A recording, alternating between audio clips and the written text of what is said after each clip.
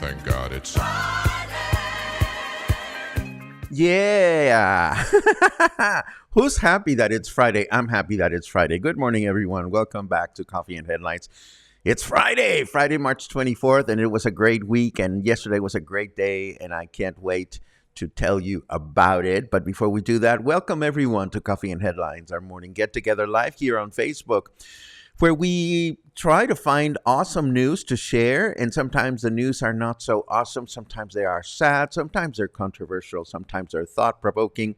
But we do try to find information that can help us enrich our lives as a community of English-speaking locals here in Puerto Vallarta. And of course, this would not be possible without your ongoing questions and adventures and things that you share. And it's just wonderful to be here for another day. Today, Friday, March 24th, we have some interesting news about new airline flights coming and leaving from Puerto Vallarta. We have more news about the controversial vehicle verification that is going on, including a few people that are not doing it. And we'll tell you who and why. What else do we have? We have a failing snarky weatherman. Something seems to be out of whack. I don't know that we'll be able to do weather forecast today, but that's not the end of the world.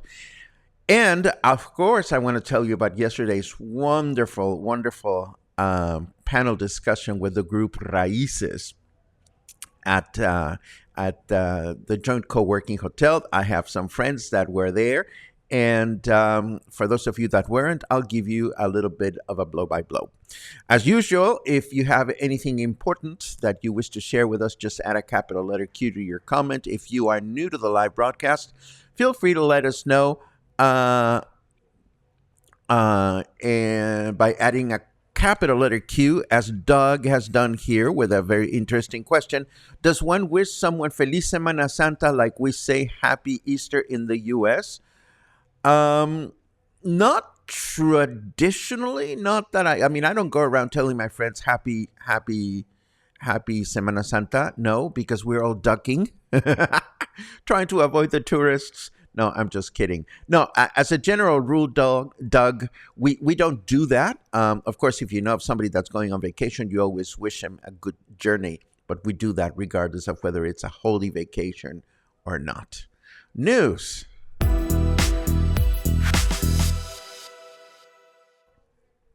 So more connectivity is coming to Puerto Vallarta. We recently announced a new flight by TAR connecting Puerto Vallarta directly to Ciudad Juárez at the border with the United States. Now, the domestic airline has announced yet another direct flight from Puerto Vallarta, now to the city of Durango in the northern part of the country, and again, just in time for Semana Santa. The new flight begins operations on April 1st and will provide Puerto Vallarta with 800 new monthly passenger seats for people to be able to reach our destination. No information was provided yet about the actual days of the week and times of the flights, but I will leave you not only with the news note, but also with the website URL in the show notes for future reference. Now, mandatory vehicle verification in Puerto Vallarta continues to be a sore point when you consider the number of people that live in Nayarit and have vehicles registered in Nayarit where there is no mandatory vehicle verification, and yet they drive to Puerto Vallarta on a regular basis. The only vehicles that are currently under mandatory verification in Nayarit are city buses and public transportation vehicles in general. And according to some, the topic should be discussed in the Puerto Vallarta Bahía de Banderas Metropolitan Council. Now, we don't know much about what this council is or how powerful it is to make decisions, but in the past, whenever both municipalities have tried to work in tandem, despite the fact that they are in two different states, it has not been a very successful affair. There is very little detail right now about standardizing these guidelines. So in the meantime, if you live here and you drive your vehicle here, you have to get it verified in order to avoid paying fines. Now, is everyone on board? Well, clearly not, and the next news item may surprise you. One would easily think that our own political leaders would lead by example, but when asked specifically about whether he has verified his car or not, Mayor Michel, our mayor, said that he doesn't know if he's going to verify his vehicle or not. Yes, he avoided answering whether he is for or against vehicle verification. I'm waiting to have a meeting with my staff to decide, he said. So are some people making it a political issue rather than a responsibility issue? You bet they are. Last but not least in our news, now in the complaint department, the week can't possibly be over without a local news source or another cheerfully pointing out a problem in this, the so-called friendliest city in the world, where tourism is such a priority, and yet one of our city's most emblematic icons, the Los Muertos Pier, is not completely safe from accidents. In this photograph, we can see how some guardrails are missing, and I'm sure that this is not the only thing that's wrong at present time with the Los Muertos Pier. I do know that Vanessa Perez, who's the head of tourism for the state of Jalisco, was approached about this issue, and she said, well, there's some money coming, but of course, there is no specific information to that effect. Now, let me very quickly retry our snarky weatherman just to see if we're going to have weather report today. And everything seems to indicate that we're not. Okay, I'm going to continue with our other headlines, and we'll come back to the weather at the end of the broadcast just to see if we're able to summon our snarky weatherman. In the meantime, I want to give you a little bit of information about the wonderful experience we had yesterday at Joint Co-working Hotel with the members of the group Raíces. We had such a great time. It was absolutely wonderful to spend time with these 5 young musicians. Well, they're younger than me. They're all in their 30s, and learn amazing things about them as an ensemble, but also about their instruments, where they came from, how they're made, how they're played. I was very curious about all the instruments, but I must confess a very specific curiosity about the harp because it's such a fascinating instrument. So we divided the session into 2 parts. During the first part, we discussed everything from how the musicians got started doing what they do and specifically following the path that took them to performing folkloric music from Mexico. And then they told us about some of the eeriest challenges they've had whenever they've been asked to play music that really had nothing to do with what they do. Uh, and then we took a small break. And then in the second half, we were able to take a closer look at each one of their instruments. We asked specific questions about the instruments. And then we were able to hear a demonstration of each one of the instruments. Each one of the members of the band are multi-instrumentalists. They all can play more than one instrument. It was absolutely fascinating to converse with them. And then at the end, we were surprised. We asked them, would you mind playing a song or two? And because we did not, well, I did not want to make it a performance, because ultimately they are looking for performance opportunities in other venues, and I was more interested in the Q&A aspect of it. But they not only agreed to perform live for us, but I tell you, when these five individuals started playing together in this intimate setting, I think all of our jaws dropped with the huge sonority of their instruments and the beautiful way in which they played together. It was absolutely awesome. They perform a traditional piece first, and then they perform a composition by one of the members. It was absolutely humbling, given the fact that more often than not, whenever we have an opportunity to cross paths with this type of music, it's either at restaurants or it's at a theater so large that you cannot really take in the music unless there is some kind of amplification and microphone system in place. But we were so privileged. And of course, they took the opportunity to announce upcoming performances. They're going to have two performances at Encanto, just across the street from the Joint Co-working Hotel. And this is going to happen on March 29 and April 12th at 7 p.m. I certainly hope. Oh, yeah, it says theater. If they were booked at the Encanto Theater, and if you have never been to the Encanto Theater, it's a very small, intimate venue where, once again, the privilege of enjoying this music in person is even more so a privilege. And of course, if you have been to the Encanto Theater before, you can just imagine what a wonderful opportunity it is going to be to listen to these guys as they perform these two concerts. Other than that, we learned that they are performing on a regular basis at three restaurants or three venues in Puerto Vallarta, one of them being in Hacienda San Angel, the other one being at Garbo, which is a bar in Emiliano Zapata, and the third one at El Negrito, which is a regional Mexican restaurant near Fluvial, almost half a block away from La Comer. And if you want to learn more about these places and so forth, I will leave you with Raíces' Facebook page so that you can consult it on your own.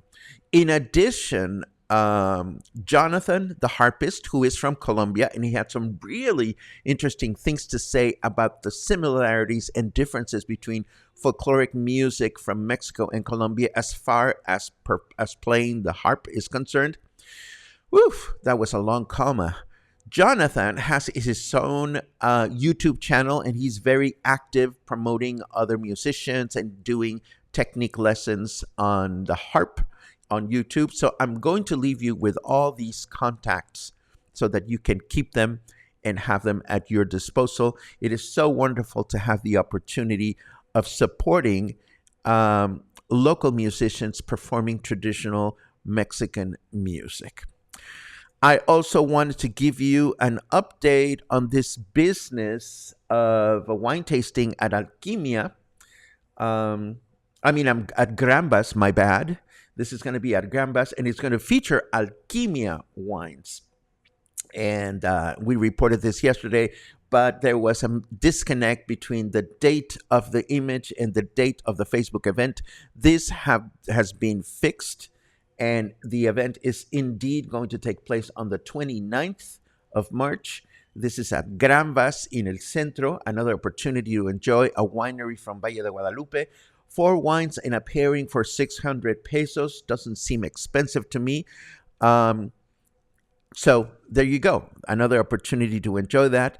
A quick reminder of the fact that tonight is the last Galeria Dante event of the season if you're out and about.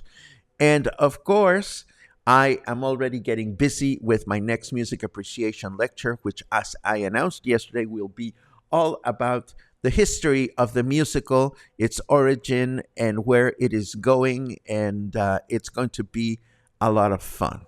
Now, before we continue with our chit-chat section, let me try to give Snarky Weatherman one more try. And I think we're going to be in weather limbo for today. My apologies. So let us get on then with, yes, it's not happy. Look at this. Where is it?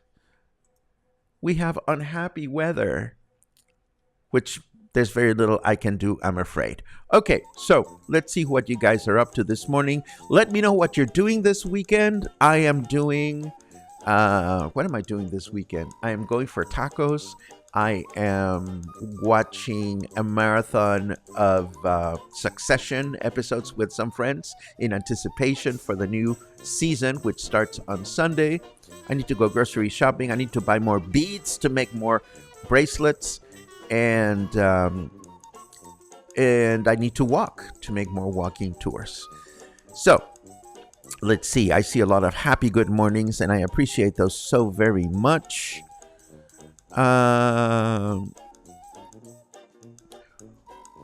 What a treat to attend Paco's lecture yesterday and hear the stories of the Raíces group and hear not one but 2 songs.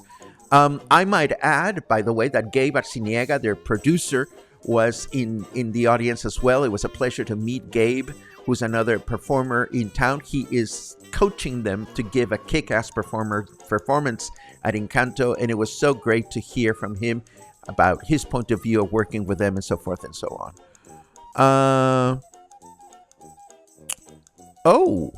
Learned a new Spanish word today. Our maid quit, and our landlady hasn't found anyone to replace her yet. So I mopped the floors and learned that chorrito means splash, as in a splash of floor cleaning in the bucket with water. I love it. Yes, chorrito is just a few droplets. A dash, a splash. That's a great word. But chorrito is also the fountain water that comes out from the top of the fountain. We have a famous nursery song in Spanish about el chorrito, which refers to the stream that comes out of the fountain. Let's see. Ramona is happy it's Friday. That makes 2 of us. Let's see what else we have. There's a cue from Logan. Surprised to take in quite the unexpected fireworks show from my balcony that seemed to be directly over Pitillal Central Church and Plaza. Any idea what they were celebrating? Pitillal's anniversary, perhaps? I have an answer for you, Logan. Pitillal was celebrating their patron saint fiestas. And I learned this morning because yesterday they closed down a couple of streets, and apparently there was a huge vehicular mess in downtown Pitillal. Had I known that there was going to be a big to-do last night at Pitillal, I would have shared the information.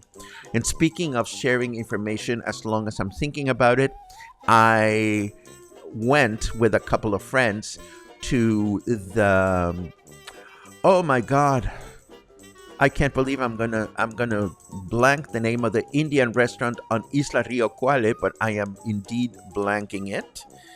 But we went to have dinner there after the panel discussion at Joint Co-working Hotel, and we happened to coincide with the time of evening in which they feed cats in the Quale Island. And I took some video of this, and I'm going to show Rico Indian, I think is the name of the restaurant. I'm not sure, but I will show you the video of the owners feeding all the cats on the island yesterday. It was crazy fun because there were so many kitties. It's not even funny. Let's see what else we have. Rico Indian, I believe, is the name. A delicious meal, by the way, if you haven't tried it. Isabel asks, where is Raíces performing? I believe we just answered that. And yes, you are absolutely right. Veracruz music is so beautiful, and they do a lot of that music. Let's see. Oh, Liz, you have no idea. Wonderful to hear music live. What a statement. And in the case of these particular individuals, again, I mean, the furthest anyone was from them last night when they were playing was probably 10 meters or 12, which is, not a long distance. It was just great. It was absolutely wonderful. Let's see. Alexis says, really enjoyed the talk with Raíces yesterday. Excited about the musical one on April 13th. Of course, Alexis is my dear friend and ex-co-worker from Vallarta Lifestyles, and he is now in charge of the Joint Hotel's adult education program, which, as we know, is called Grow by Joint. So if you have any ideas of lectures, conferences, classes, courses, workshops, Alexis is the guy to contact. Let's see. Oh, Frank has a report. We were lucky to have that group play for a private party here at our home in Altavista at the end of January. They were amazing, and all 7 or 8 of us in attendance enjoyed dancing to their beautiful music. That's a great reminder, thank you, Frank, of the fact that you can book the band to come and play for you at your private event. Oh my God, what a great idea. I love it. Spencer comes back with his questions about trains in Mexico, and I answered your question in yesterday's thread. Spencer, there is no such thing, unfortunately, as train connections through Mexico as there is in other countries. Mexico, to the best of my ability, has 2 trains, no, maybe 3. Well, there is the Copper Canyon train, there's the Tequila train, there's a new train that has not been inaugurated between Mexico City and Toluca, and those are the only three trains that I'm aware of that Mexico has that are people trains, public trains. There is the Maya train that is in the works. There's another train that crosses the country, but that's still in sketches. So long story short, Spencer, if you want to get from here to Cancun or to the Yucatan Peninsula, you either have to drive a car, take a bus, or take a plane. Let's see what else. Oh, Christy is pet sitting a bunny, has baby squirrels to maintain, and 4 baby kitties to keep track of. I love it. Can't wait to see the videos. What else do we have? I have heard about this. Thank you very much. Logan is looking forward to Succession as well. And Eva Longoria's Foodie Travel Diary Searching for Mexico. I think that is on CNN. I don't remember, but I understand from somebody else that reported this to me that actress Eva Longoria starts with an episode focusing on Guadalajara. Which, by the way, and you can throw pies at me if you want, for all the efforts that Puerto Vallarta has of maintaining this title of the so-called friendliest city in the world, I have to tell you, friendliness in Puerto Vallarta is nothing compared to the friendliness I've experienced in Guadalajara as a tourist. Now, throw as many pies at me, I don't care. Guadalajara is way, way friendlier than our own city. Love me or hate me, it is what it is. Peter confirms that the name of the restaurant is Rico. Thank you very, very much. Rico Indian, correct, great food. And the owners are awesome. They are so happy to succeed. They have not had a summer here in town. And I said to him, I said to them, get some fans so that people will continue to enjoy al fresco eating at your wonderful restaurant. And this brings us to the end of Coffee and Headlines. And we have another day tomorrow. We'll have a broadcast tomorrow as usual. And then the weekend begins for Luna and I. In the meantime, let me see one more retry of our weather forecast. And we have weather. So if you don't mind, let's go there. According to the weather forecast, I don't need to go to the expense of hiring John Wick to kill you when you'll probably just trip down the stairs. That deserves one of these. 27 degrees, humidity is at 40%. Our temperature in Fahrenheit degrees is at 80. Our weather forecast for today, a clear day, and with a high of 31 and a low of 19. Tomorrow, Saturday, we can expect a partly cloudy day with a high of 30 and a low of 17. And Sunday, mostly cloudy with a high of 30 and a low of 17. Does it feel weird to end with a weather forecast? For me, it does. Have a great day, and I'll see you hopefully tomorrow.